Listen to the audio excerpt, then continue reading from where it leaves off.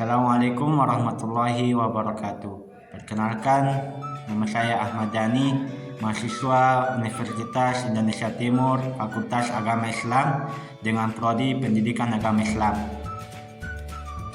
Nah, pada kesempatan kali ini saya akan memaparkan materi mengenai pengembangan instrumen evaluasi jenis tes dengan mata kuliah evaluasi pembelajaran. Bagian yang pertama, bagian A, definisi dan tujuan instrumen evaluasi jenis tes. Secara harfiah, kata tes berasal dari bahasa Prancis kuno, yaitu testum, dengan arti piring yang digunakan untuk menyisihkan atau memilih logam-logam mulia dari benda-benda lain seperti pasir, batu, tanah, dan sebagainya.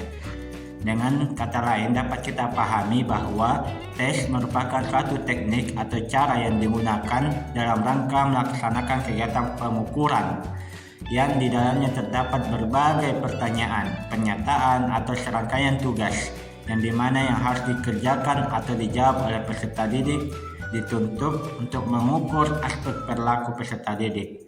Dan tes secara sederhana dapat kita artikan sebagai himpunan pertanyaan yang harus dijawab, pernyataan-pernyataan yang harus dipilih atau ditanggapi, kemudian tugas-tugas yang harus dilakukan oleh peserta tes dengan tujuan untuk mengukur suatu aspek tertentu dari peserta tes.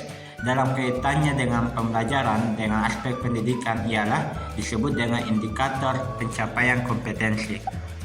Kemudian bagian B, jenis-jenis instrumen evaluasi jenis tes. Ada 5 jenis instrumen. Yang pertama, jenis tes berdasarkan tujuan penyelenggaraan. Yang kedua, jenis tes berdasarkan tahapan atau waktu penyelenggaraan. Yang ketiga, jenis tes berdasarkan cara mengerjakannya. Yang keempat, jenis tes berdasarkan cara menyusun. Dan yang kelima, jenis tes berdasarkan bentuk jawaban.